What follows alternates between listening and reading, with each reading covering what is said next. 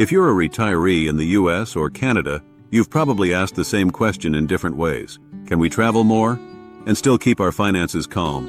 The truth is, retirement travel budgeting isn't about finding a cheap country. It's about building a month-to-month system that stays stable when exchange rates move, peak seasons hit, plans change, or life throws a surprise.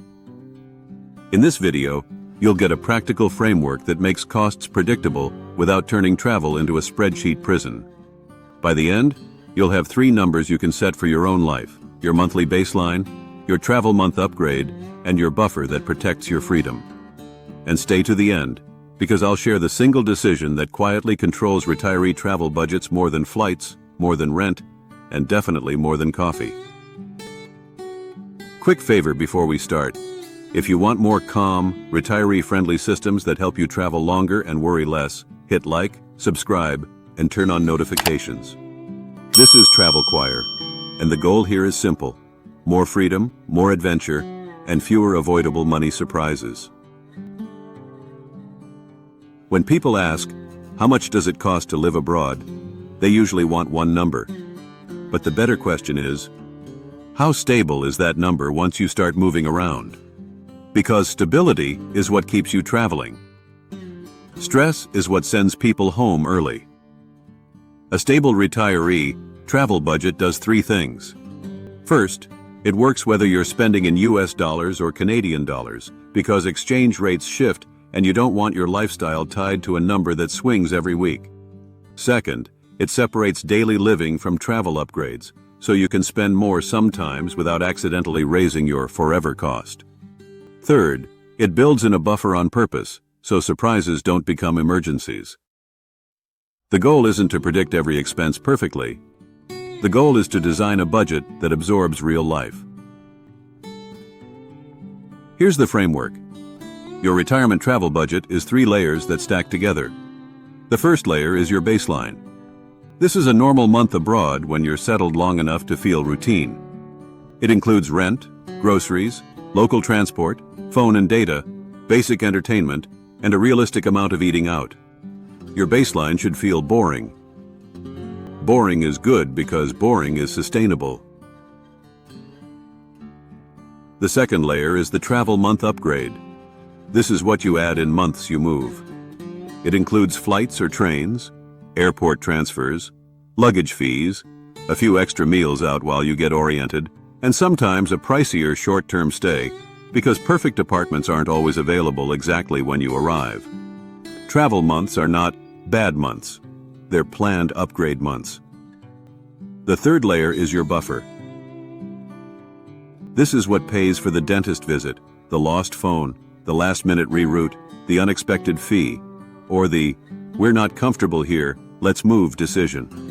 Without a buffer, every surprise is emotional. With a buffer, surprises are paperwork. Now, instead of chasing one magic monthly number you heard online, you build your personal baseline first, then decide how many travel upgrade months you want each year, then fund a buffer that protects your freedom. That's the system. Flights feel dramatic, but housing quietly determines your month-to-month reality. Housing is the steering wheel. Most retirees fall into one of 3 travel styles, and each one produces a different budget, even in the same country. Slow travel means staying 4 to 12 weeks, sometimes longer. This often stabilizes costs because monthly rates tend to be better. Daily transport drops, and routines cut the constant orientation spending. Seasonal hopping means spending a chunk of the year in one region, then moving for weather, pricing, or family.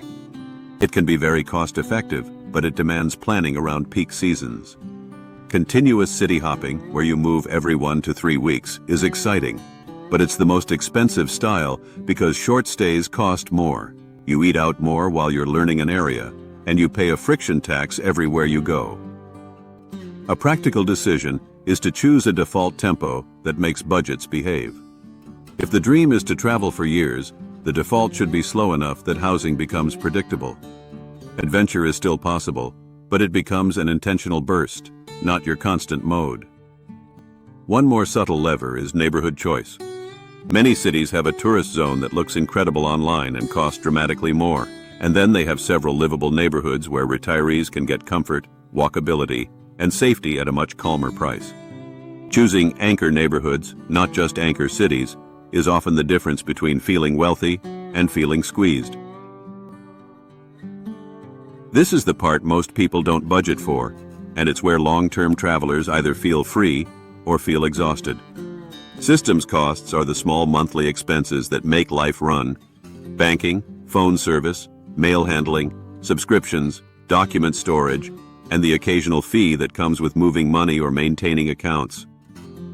For Americans, this often includes keeping finances stable while abroad, making sure cards behave internationally, and maintaining access to accounts without triggering fraud locks.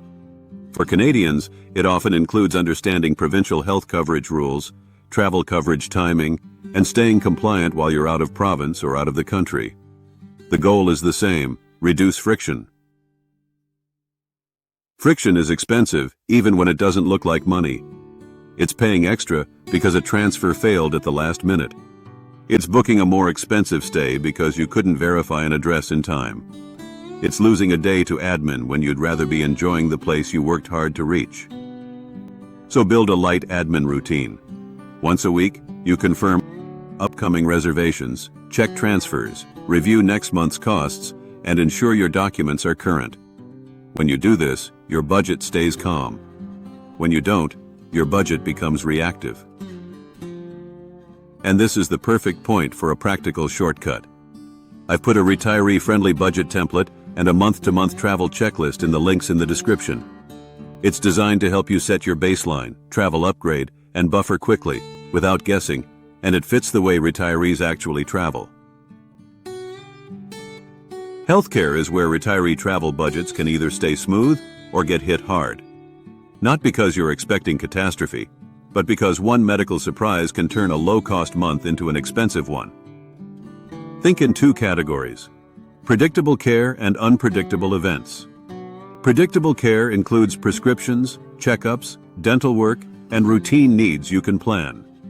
Unpredictable events include accidents, hospital stays, and anything that triggers complex treatment decisions or evacuation concerns. A smart retiree budget funds predictable care as a category and buys protection for the unpredictable. The cost of coverage varies by age, destination, and what you want covered. So it's better to budget for it as a living line item rather than assume one number forever. A useful habit is to review this quarterly. If you change regions, speed up your travel pace, or start doing more active excursions, your needs can change. Your budget should keep up. Also, don't ignore the small healthcare costs that are common on the road: replacing a lost prescription, paying out of pocket for a quick clinic visit, new glasses, physical therapy, or simply getting a faster appointment privately to avoid a long wait. These aren't always catastrophic, but they are predictable enough to plan for. If you're living abroad and traveling month to month, transportation is not a special event. It's a rhythm. And the biggest lever is how often you move. Move less, spend less. Move more, spend more.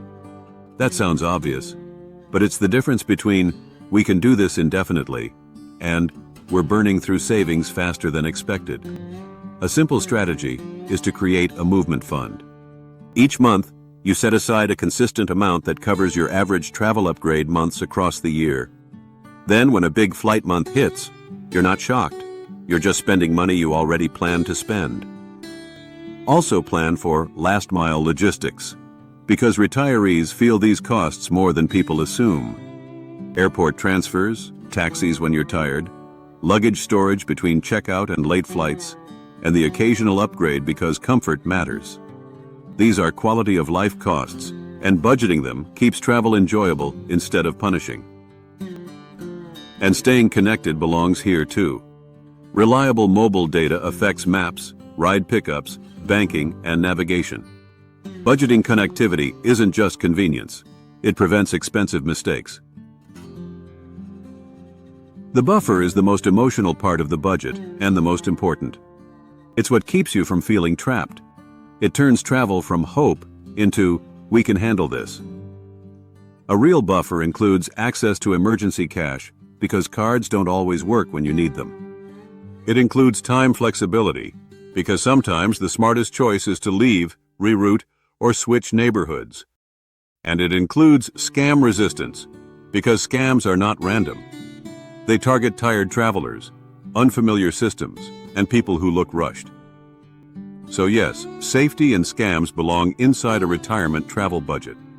Not because you're paranoid, but because replacing a phone, paying for an unexpected hotel night, or dealing with a compromised card is a budget event.